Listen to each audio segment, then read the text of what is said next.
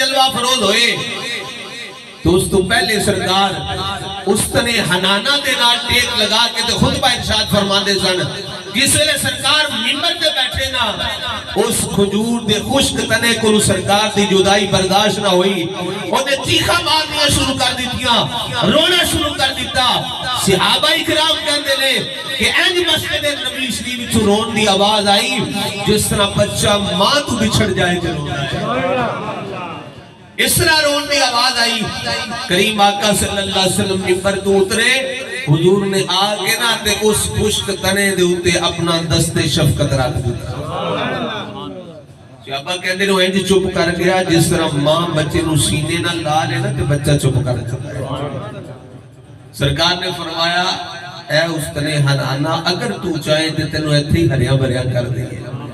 قیامت تک تو تیرے تے پھل لگدا رہے تو زندہ رہے